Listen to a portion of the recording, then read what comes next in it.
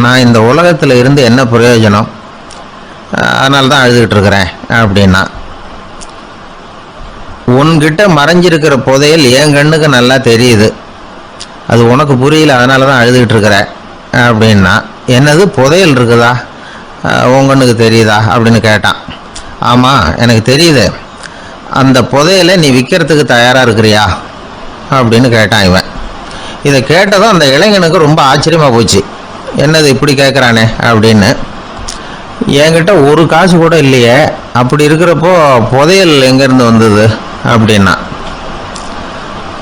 இந்த நேரத்தில் அந்த பிச்சைக்காரன் சிரித்தான். இப்படி தான் இந்த உலகத்தில் எல்லாரும் சொல்லிகிட்டு இருக்கிறாங்க, என்கிட்ட ஒன்றுமே இல்லைன்னு சொல்லி. ஆனால் அவங்கக்கிட்ட தான் புதையல் இருக்குது, நீ வேணும்னா என் கூட வா, நம்ம நாட்டு அரசர்கிட்ட போவோம், உங்ககிட்ட இருக்கிற புதையலை அவர் நல்ல விலைக்கு எடுத்துக்குவார் அப்படின்னா. அது எப்படி உனக்கு தெரியும்னா, இதுக்கு முன்னாடியும் இது மாதிரி பல பேரை நான் ராஜா கிட்ட அழைச்சிட்டு போயிருக்கிறேன், அதனால தான் உன்னை பார்த்தேன், உன்னையும் கூப்பிடுறேன், நீ சரின்னு சொன்னால் உன்னை அழைச்சிட்டு போகிறேன், உங்ககிட்ட இருக்கிற புதையலை அவர் நல்ல விலை கொடுத்து எடுத்துக்குவார் அப்படின்னு சொன்னான். இவன் இப்படி சொல்கிறதும் அந்த இளைஞனுக்கு ஒன்றுமே புரியல.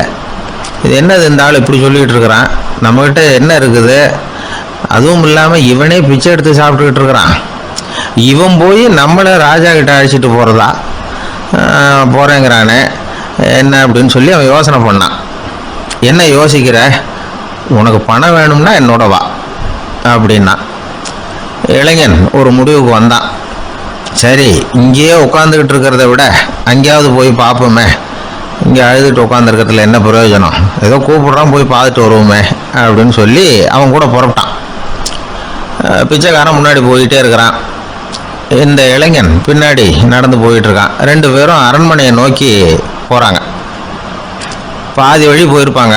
வழியில் அந்த பிச்சைக்காரன் சொன்னான், இதை பாரு, முன்னாடியே சில விஷயங்களை நாம் பேசிக்க வேண்டியிருக்கு, சரியாக தெளிவாக முடிவு எடுத்துக்கிட்டு அதுக்கப்புறம் ராஜாக்கிட்ட போகணும்.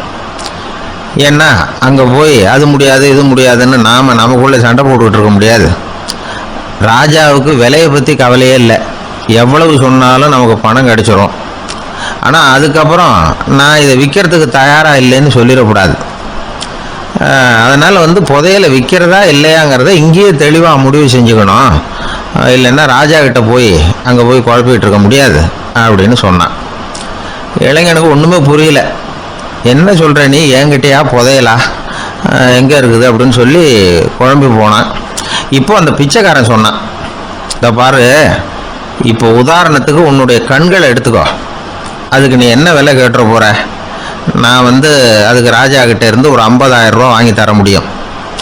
உன்னுடைய இருதயத்தை கொடுக்குறியா, 20 லட்சம் ரூபா வாங்கி தரேன். மூளையை கொடுக்குறியா, 30 லட்சம் வாங்கி தரேன். என்ன சொல்கிற அப்படின்னு சொல்லி இந்த பிச்சைக்காரன் பேசிக்கிட்டே போகிறான். இளைஞனுக்கு கோபம் வந்துட்டுது.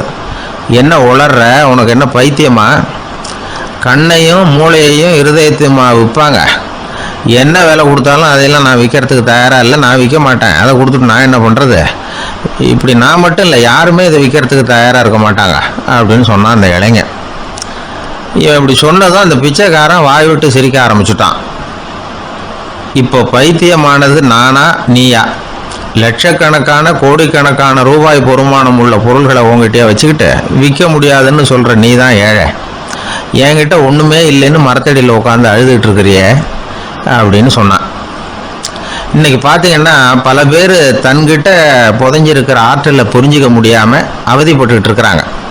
நம்மக்கிட்ட என்ன இருக்குங்கிறது அவங்களுக்கு தெரியறதில்ல, அதனால தான் என்கிட்ட ஒன்றுமே இல்லைன்னு சொல்லி அழுதுகிட்டு இருக்கிறாங்க.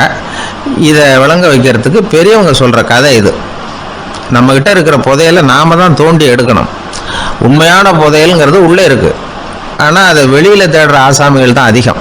சராசரி மனித இயல்பு அப்படி. நம்மக்கிட்ட விலை மதிக்க முடியாத பகுத்தறிவு இருக்குது, அதை வச்சுக்கிட்டு வாழ்க்கையில் முன்னேறதுக்கு முயற்சி பண்ணணும். என்கிட்ட ஒன்றுமே இல்லைன்னு நினச்சி ஓரமாக உட்காந்துடக்கூடாது. முயற்சி செஞ்சால் முடியாத காரியம் எதுவுமே இல்லை. ஒரு ரயில்வே ஸ்டேஷன் பக்கம் வெளியில் ஒரு டாக்ஸி நின்றுட்டு இருந்தது. அந்த பக்கமாக ஒருத்தர் டாக்ஸி டிரைவரை பார்த்து சொன்னார், ஐயா உங்கள் வண்டியில் பின் சீட்டில் ஒரு மணி பர்ஸு கிடக்கு, யாரோ மறந்து விட்டுட்டு போயிருக்கிறாங்க அப்படின்னாரு. இல்லை அது காலி பர்ஸு தான், நான் தான் அதை அங்கே போட்டு வச்சுருக்கிறேன்னார் டிரைவர். ஏன்னு கேட்டார் அவர். இதுக்கு டிரைவர் சொன்னார், அதை பார்க்குற யாராவது அதை எடுத்துக்கலாம்ங்கிற ஆசையிலையாவது சவாரிக்கு வருவாங்க, அதுக்காக தான் போட்டு வச்சுருக்கிறேன் அப்படின்னார்.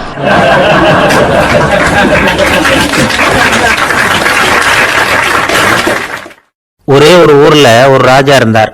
அவர் பேர்ல மக்களுக்கு ரொம்ப மரியாதை. அவ்வளவு நல்லா ஆட்சி புரிஞ்சுக்கிட்டு வந்தார். அவருக்கு வயசாயிட்டுது. அதனால ஒரு நாள் அமைச்சரை கூப்பிட்டார். இதை பாருங்க, எனக்கு வயசாயிட்டுது, அதனால இந்த அரச பொறுப்பை எல்லாம் நீங்க ஏத்துக்குங்க அப்படின்னார். அதுக்கப்புறம் ராணியை கூப்பிட்டார். வா, நாம இனிமே இங்க இருக்க வேணாம், காட்டுக்கு போய் தவம் பண்ணலாம் அப்படின்னு கூப்பிட்டார். இந்த செய்தி மக்களுக்கு அறிவிக்கப்பட்டது. மக்கள் உடனே கூட்டம் கூட்டமா அரண்மனைக்கு வர ஆரம்பிச்சுட்டாங்க. மன்னரை போய் பாக்குறாங்க. அரசே, தாங்கள் எங்களுக்கு தந்தை மாதிரி. நீங்க காட்டுக்கு போட்டா நாங்கள்லாம் இங்க எப்படி இருக்க முடியும்? எங்களுக்கெல்லாம் எந்த துன்பமும் இல்லாம பாத்துக்கிட்டு வர்றீங்க. இது மாதிரியான ஒரு அரசாட்சி இல்லைன்னா மக்கள் வாழ்ந்து என்ன பயன் அப்படின்னாங்க. இருந்தாலும் என்ன பண்றது, வயசாயிட்ட காரணத்தினால இந்த முடிவுக்கு வர வேண்டி இருக்குது அப்படின்னாரா ராஜா. அப்படின்னா நீங்க காட்டுக்கு போக வேணாம், நாங்க போறோம். நாங்க அங்க போய் தவம் பண்றோம், வழிபாடு பண்றோம். கடவுள் வருவார், அவர்கிட்ட வரம் வாங்கிட்டு வந்துடுறோம் அப்படின்னாங்களாம். அப்படி சொல்லிவிட்டு உடனே எல்லாரும் காட்டுக்கு போனாங்க. நாட்டு மக்கள் எல்லாரும் ஒட்டு மொத்தமா காட்டுல உட்காந்துக்கிட்டு தவம் பண்றதை பார்த்தார் கடவுள். உடனே புறப்பட்டு வந்தார். எல்லாரும் இப்படி உட்காந்துருக்கிறீங்களே, என்ன வேணும் உங்களுக்கு அப்படின்னு கேட்டார். உடனே மக்கள் எல்லாரும் ஒரு குரல்ல சொன்னாங்க, சுவாமி, எங்கள் மன்னன் ரொம்ப நாளைக்கு நல்லபடியா இருக்கணும். அவர் மகிழ்ச்சியாகவும் உடல் நலத்தோடும் இருந்தாதான் நாங்க அமைதியா வாழ முடியும் அப்படின்னாங்க. சரி, அதுக்கு என்ன செய்யணும் அப்படின்னாரு ஆண்டவன். எங்க மன்னருக்கு இன்னும் ஒரு 100 வருஷம் ஆயுள கொடுங்க அப்படின்னாங்க.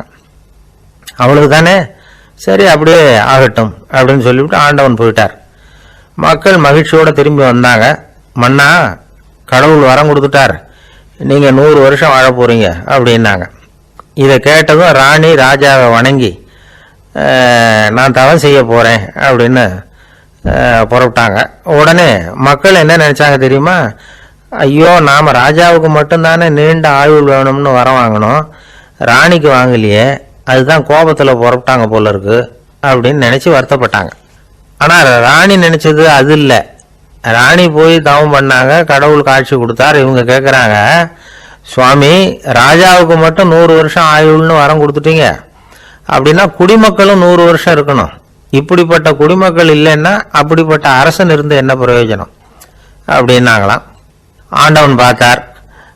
சரி, அவங்களும் 100 வருஷம் வாழ்வாங்க, அது மட்டும் இல்லை, நீயும் 100 ஆண்டு காலம் வாழ வரமளிக்கிறேன் அப்படின்னு சொல்லிவிட்டு மறைஞ்சிட்டார். இதுல ஆண்டவன் வர்றதும் மறையறதும் முக்கியம் இல்லை. இதுல கவனிக்க வேண்டியது ஆள்கிறவனின் விசால மனம், குடிமக்களின் விசால மனம், ஆள்கிறவன் மனைவியினுடைய விசால மனம்.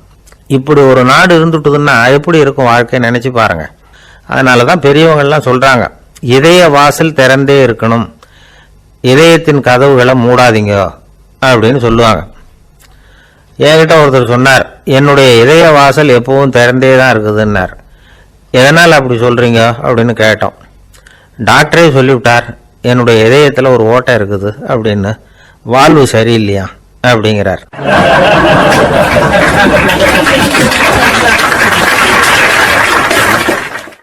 ஒரு ராஜா ஊரெல்லாம் சுத்தி பார்த்துட்டு வரலாம்னு ஒரு நாள் புறப்பட்டு போனார்.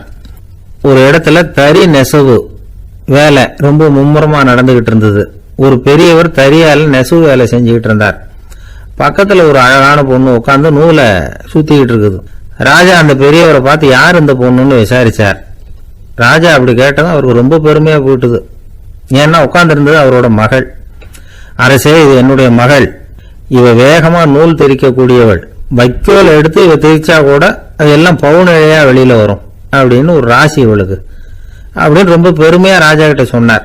ராஜா இதை கேட்டதும் அசந்துட்டார். அப்படியா, இவ்வளவு அழகும் சாமர்த்தியமும் உள்ள இந்த பொண்ணு என்னோட வரட்டுமே, இவளை என் மருமகளா ஆக்கிக்கிறேன் அப்படின்னார் ராஜா. அந்த பெரியவருக்கு ஒன்றும் புரியல. ஏதோ கொஞ்சம் பெருமையா சொல்ல போக அது இப்படி ஆயிட்டுதே அப்படின்னு கவலைப்பட்டார். இருந்தாலும் ராஜா பேச்ச தட்ட முடியுமா, மகளை அனுப்பி வச்சுட்டார். ராஜா அந்த பொண்ணை அரண்மனைக்கு அழைச்சிட்டு வந்தாரு. அங்க ஒரு அறையில வச்சு பூட்டி விட்டார். அந்த ரூம் நிறைய வைக்கோலை கொண்டாந்து போட்டு அடைச்சாங்க. 3 ராட்டைகள் வேற வச்சிருந்தாங்க. நாளைக்கு பொழுது விடியறதுக்குள்ள நீ இந்த வைக்கோலை எல்லாம் தங்க இழைகளா மாத்தி காட்டணும். நாளைக்கு காலம்பரம் நான் இந்த அறை கதவை திறப்பேன். உன் தகப்பன் சொன்னது மாதிரி எல்லாம் தங்கமா மாறி இருக்கணும், இல்லைன்னா நீ உயிர் தப்ப முடியாது அப்படின்னு உத்தரவு போட்டார்.